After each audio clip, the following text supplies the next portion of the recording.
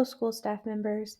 Thank you so much for coming to our presentation today. We know that you're all very busy in your role as school support staff, classroom teachers, or administration, so we really appreciate you taking the time to listen and learn some more about inclusion today. Our presentation is called Successful Instructional Models for Inclusion, and our presenters are Shelley Williams, Ashley Hudson, Kelly Shelton, Patricia Valbuena, and Elise Kaiser, which is myself. We're going to start our presentation today with modeling for you one of the aspects of inclusion. So a really important part of inclusion is making sure that all students have access to the learning and that they are each engaged in the learning. So today we have a Q&A, and you'll notice the circle boxes next to each question. These are visuals that you can do to show your answer. So when I ask the question, if you think the answer is A, you would clap your hands. If you think the answer is B, you would stomp your feet. If you think the answer is C, you would snap your fingers. And for D, you would put your hand on your head and pat it. So these are the ways that you can choose your answer, and these are really visual ways that you can get your students engaged and incorporating motion into the lesson. So here's our Q&A. Which of the following are examples of inclusion? A, differentiation and modification. B, the co-teaching model. C, flexible seating. Or D, alternative technology devices. Take a minute to think and then show me the visual of your answer. Well, the answer is actually all of the above. So whichever motion you did, you were correct. Differentiation and modification, co-teaching, flexible seating, and alternative technology devices are all important aspects of inclusion classrooms. So what is an inclusion classroom? When researching this, we found a study by Yale University conducted in 2021 that said, an inclusive classroom climate refers to an environment where all students feel supported intellectually and academically and are extended a sense of belonging in the classroom, regardless of identity, learning preferences, or education. The study goes on to say that inclusive environments are sustained when instructors and students work together for thoughtfulness, respect, and academic excellence, and are key to encouraging the academic successes of all students. The biggest part of inclusion is just that everyone is included into that gen ed classroom. So what is an inclusion classroom? Students with diverse abilities and backgrounds learn together in one general education classroom. The key principles of inclusion are equality, accessibility, and collaboration. Now, collaboration can refer to the collaboration piece between teachers because co-teaching is a big part of the inclusion classroom model, and that's something that you'll learn about more in some of our following slides. But collaboration also occurs in an inclusion classroom between students working together, and the accessibility and equality are extremely important for the success of an inclusion classroom because all students are given opportunities in the learning environment and accessibility to the learning and the tools that they need to be successful. So, what is an inclusion classroom? Inclusion classrooms provide equal opportunities for all students. Students get to participate in core instruction. It's a way of embracing diversity and incorporating different learning modalities and opportunities that will encourage learning for all students and all learning types. We've included today a video called Are You Ready to Include Me? This video is from Coloran, Colorado, and it's a really exciting look into how the inclusion model can benefit special needs students. So we'll watch and then discuss. Here in Decatur, Georgia, there's a 5-year-old girl who can't wait to get started on her day. Born with Down syndrome, Avery faces some big challenges when it comes to getting by in school. What we want to focus on are basic life skills, and of course, the most important of those is reading. That's why her mom was so excited to find the Coralwood School, a public preschool program that's helped Avery develop her language skills, an important precursor to reading. Yes, ma'am. Coralwood's inclusion model means that children with special needs like Avery learn alongside typically developing kids like her friend Caroline. The program originally began for students with special needs, but in about 1990 we realized that for children to learn from other children we needed some typically developing students in the buildings, and it has worked great because both sets benefit from it. For Avery, this environment means that she gets to spend every day working with other students who can model those skills that are sticking points for her. The special needs child in the very early years benefits tremendously from being in these classrooms. They develop friendships. They see how other children work. They learn to adapt and accept their own disability, and they learn to have peers who help them in certain ways. Lisa Nasser, Avery's special education teacher, remembers her first day working with Avery. Avery came to us this year almost nonverbal. She depended on sign language and she was an observer. My biggest goal for her was speech. I want her to talk in full sentences, and she's finally starting to do that. And now there are like maybe 3 or 4 word sentences, but she's made huge strides. We've gone from sign language to 3 and 4 word sentences, so I'm thrilled with that. Just in the last few months, Avery has shown amazing progress. At the beginning of the year, she might say yes, no, hi, bye. Now, she told one of the other teachers, my lips are chapped. You could tell she understood what that meant. She knew what that meant. And that's another big part of language. It's not only being able to say it, but to understand what you're saying and what it means. When it's time for Avery to learn to read, she'll need intensive one-on-one help. But the steps she's taking in class right now are critical. And while Coralwood's dedicated staff plays a large part in this progress, they're the first to recognize that Avery has some other helpers too. Children provide as much stimulation and modeling as teachers and therapists do. This modeling is something that speech-language pathologist Susan Garrett sees every day. And it's one of the main reasons that Coralwood provides almost all of its therapies in the classroom. When we were doing the napping story and we were emphasizing that Avery wasn't interested in looking at me, but she was interested in looking at Caroline. Miss Avery, can I hear you? Let's look at Caroline. So while Avery has a long road ahead to become a reader, Coralwood is giving her a good start, and it all began with a bus ride. When I put her on the bus for the first time, and she was 3, and I pinned a note to her that said, my name's Avery Copenhaver, please make sure I get to Sylvia Goggins' class. And I was a wreck, she was fine, you know, she thought it was an adventure. What's R? Beautiful. And what does it say all together? What is this? This is your name. What does it say? Avery. It does say Avery. So as you could see in this video, an inclusion model is really a way for a student to be successful in the classroom, but they need the role of all the different support staff, the teachers, the other students being involved and really helping collaborate with that child and with all children to give them equal opportunities and great access to their learning. We will now discuss why inclusion is important and why it should be used in the classroom. An inclusive classroom increases peer relationships and social skills for students with special needs and general education students. For instance, peer modeling highlights examples of appropriate behavior in school. Peer mentoring provides support and guidance, and a buddy system allows students to interact naturally and build friendships. Inclusion increases acceptance and understanding, crucial for fostering a supportive and welcoming environment. Students with special needs are given opportunities to interact with others and are cultivated to share their experiences and perspectives. General education students and teachers learn from special education students' experiences, perspectives, and it helps them promote their own self-awareness and reflection of their own biases. Inclusion increases personal development by helping students with disabilities grow and practice their functional development skills with peers. Also, general education students and teachers feel more prepared to deal with disabilities that occur in their own personal lives. Inclusion increases self-esteem because students are able to accomplish academic and developmental skills with peers and makes going to school and learning more fun. Inclusion increases diversity in the classroom. For instance, students with disabilities can work with others falling behind, children who have missed school, or English language learners in small groups when being retaught a lesson.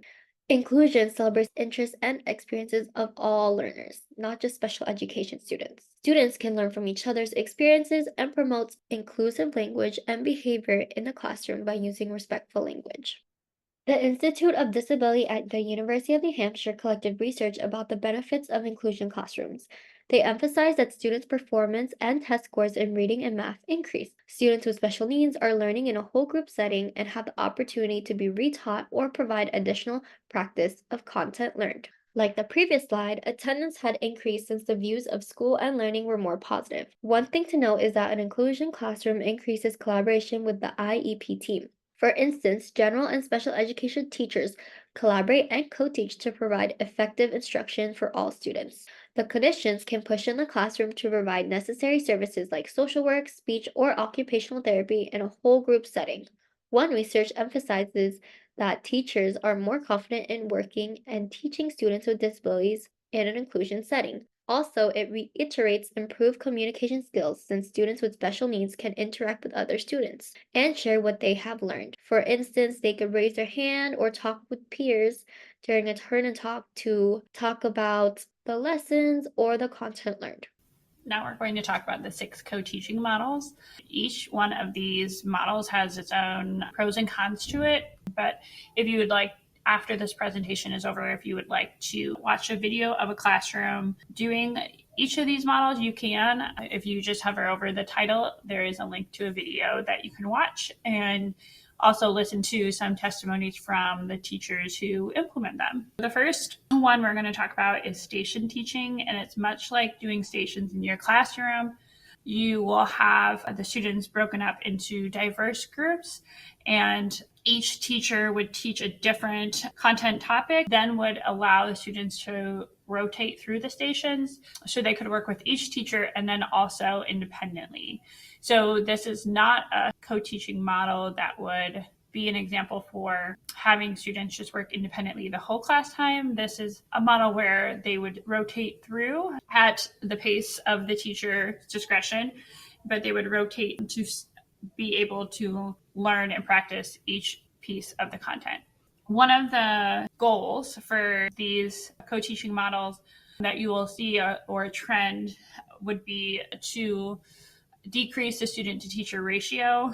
And because of doing that, teachers are allowed to provide a more targeted instruction and therefore really encompassing teaching inclusion classrooms are all about, and just incorporating everyone into the learning. So smaller group sizes allow teachers to be more direct.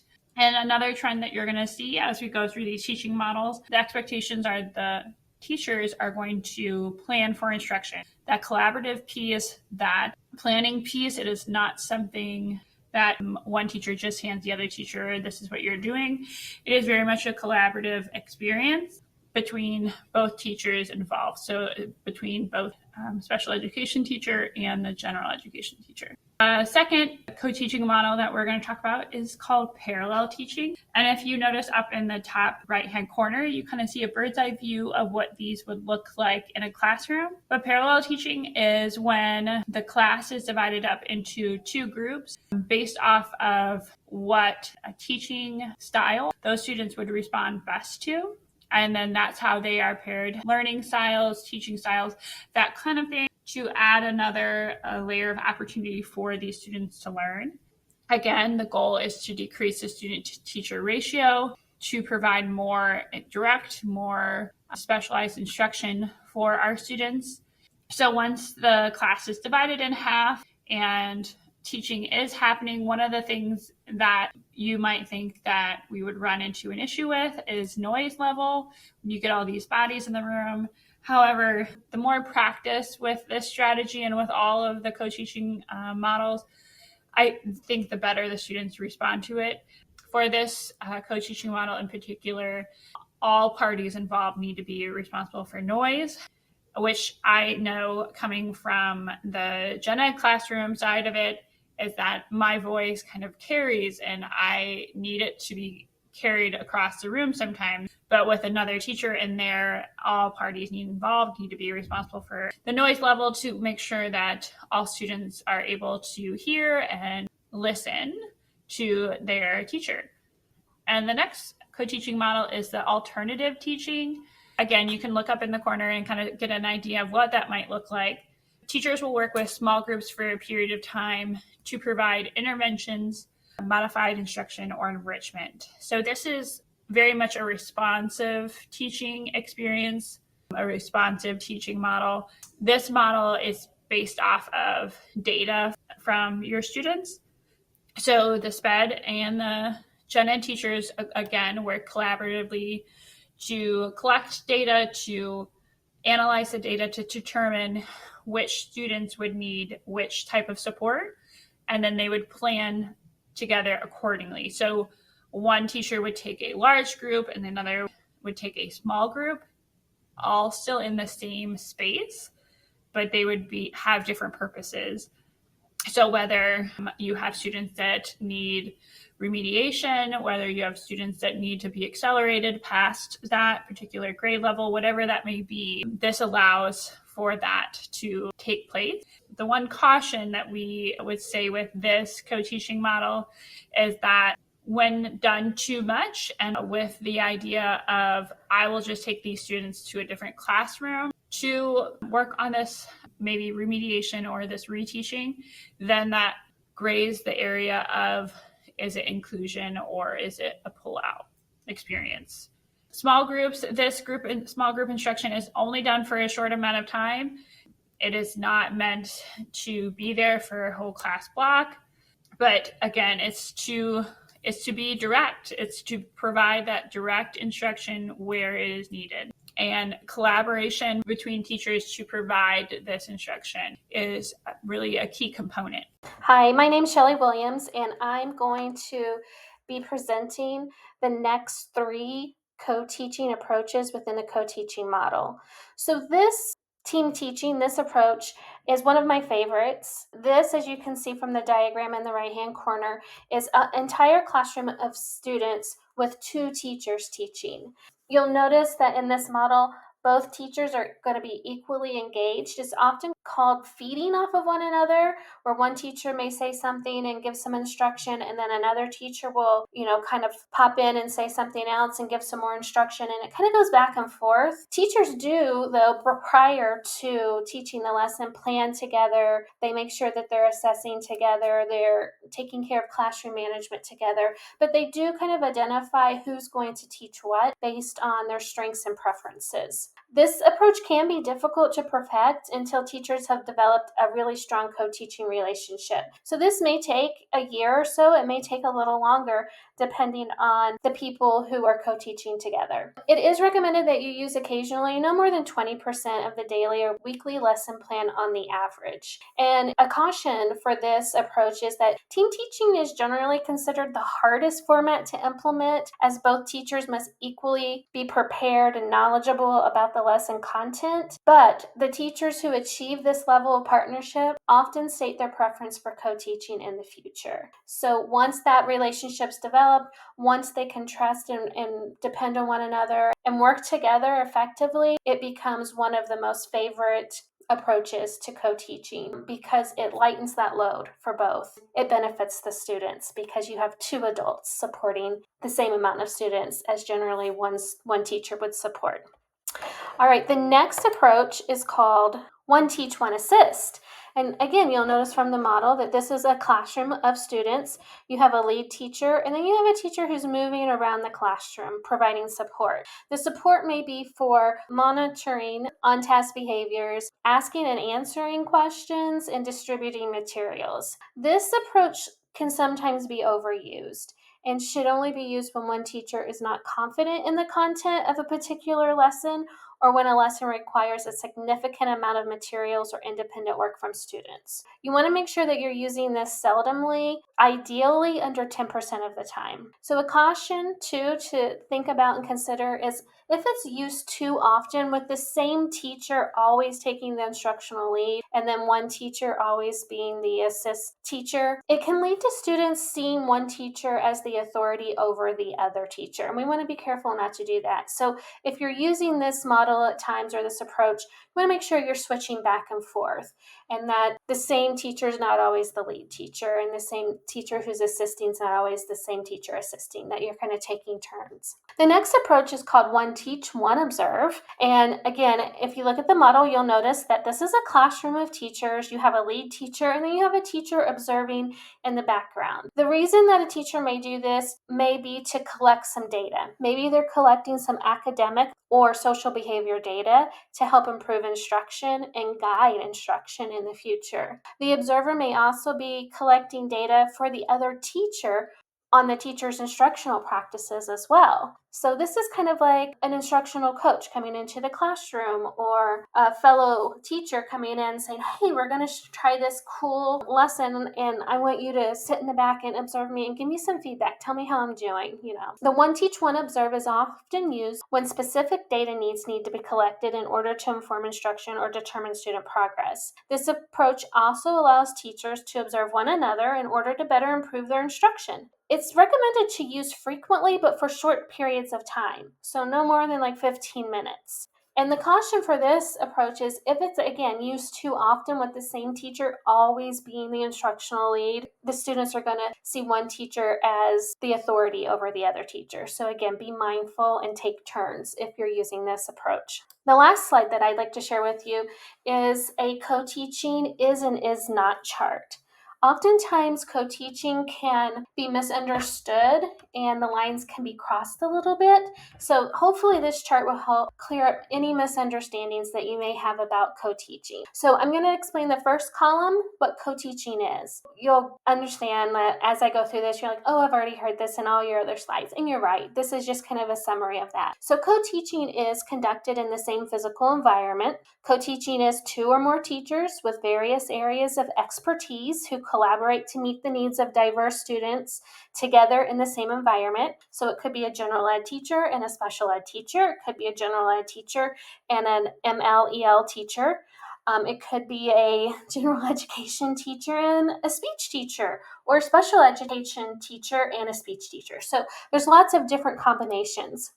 Co-teaching is two or more teachers responsible for behavior management system, so they're equally involved. Co-teaching is also when both teachers share in the student assessment, including providing the assessment and analyzing the results. Co-teaching is both teachers reflecting on all aspects of planning, instruction, managing, and assessment for the co-teaching classroom. So you'll see it's really a partnership between two or more teachers with the same group of students. What co-teaching is not is when a few students are pulled out of the classroom on a regular basis to work with an intervention specialist. Co-teaching is not when a certified teacher plans all lessons and a certified specialist walks into the room and says, what are we doing today? And what would you like me to do? Co-teaching is not job sharing, where teachers work on different days. So maybe I'm working Monday, Tuesday, Wednesday, you're working on Thursday, Fridays. Co-teaching is not combining two full-size classrooms to share two teachers. Co-teaching is not one teacher doing all of the instruction and the other handling all of the behavior. So I hope this chart will come in handy whenever you're thinking about co-teaching and how you can use it in your classrooms in the future. Next, we'll talk about the pros and cons of inclusion. Some of the pros include sense of community and develop relationships with peers. When students are able to stay in the classroom, they feel included, they're able to create more relationships, they're having those conversations, and they also feel that the teacher wants them in the classroom. Next, it provides a better opportunity to meet IEP goals, and it provides higher expectations. When a student is pulled out of the classroom, sometimes we water down that instruction thinking we're better meeting those needs. But with inclusion, they're staying in the classroom and there's those higher expectations of trying to meet those grade level standards. You also get more parent buy-in. A parent is more apt to wanting that IEP or wanting the inclusion model because their child is able to stay in the classroom and feel included. Next, development of academic differentiation benefits all students in the classroom. So not only students with IEPs, it helps students with ILPs, and it helps students that are just generally struggling in the classroom that may not be identified. Lastly, it provides access to grade level curriculum. So because of that, it helps close that gap and they're able to meet higher expectations within the classroom. Of course, there are some cons that are included with inclusion. It can disrupt learning environment for other students, meaning the other students in the classroom may not get necessarily all the support that they need. If a co-teacher is meeting the needs of the IEP students or ILP students, sometimes it can cause some disruption in that learning environment. It cannot be a rush system. So teachers need to have proper training of inclusion, and they also need to be able to have that common planning time with their co-teacher for it to run smoothly. Lastly, a con, it can increase acting out behaviors. Students can become frustrated within the classroom, and in turn, then they have those behaviors of acting out. Now we'll look at ways to improve instructional models in an inclusion classroom. An article written by Brendel, Locke, and Piazza did a case study on teachers using the co-teaching model for inclusion. During that case study, multiple teachers had the same findings, that there are a couple ways that were suggested to help improve the inclusion model. One being improve teachers' expertise in teaching models. A lot of times we just kind of hand over these models and expect teachers to know what to do without that proper instruction. Providing that professional development, being able to see hands-on learning, models within other corporations or other classrooms that are using those models, so teachers feel confident and comfortable in using the co-teaching models within their classrooms. Next is improving communication and collaboration among teaching partners.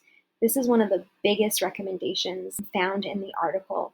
A lot of times they don't have that common planning time, or sometimes even the co-teachers aren't always on the same page and have that communication structure.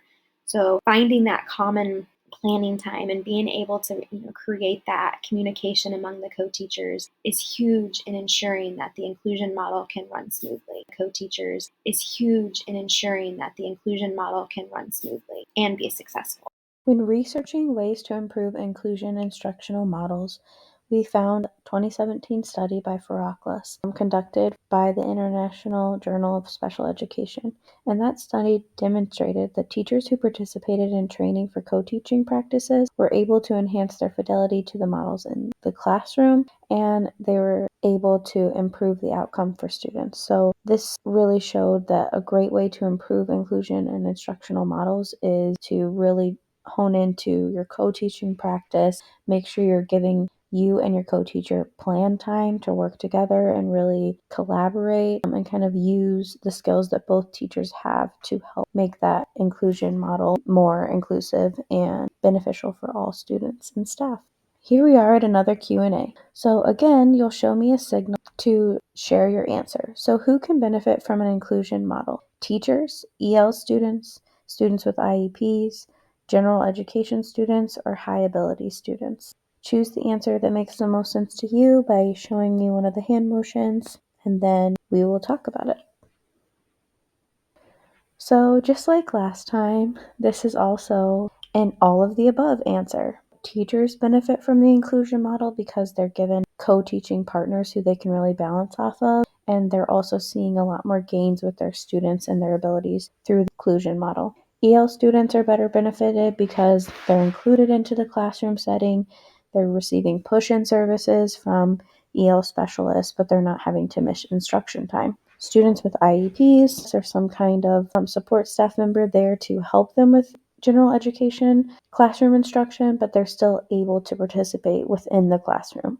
And then, of course, general education students benefit too because of the collaboration piece. There's two teachers in the room now, most times with a co-teaching situation, and that gives them more attention and more individualized instruction. And our high ability students benefit as well because they are given lots of different opportunities for learning, collaboration, and opportunities to show leadership in the classroom setting.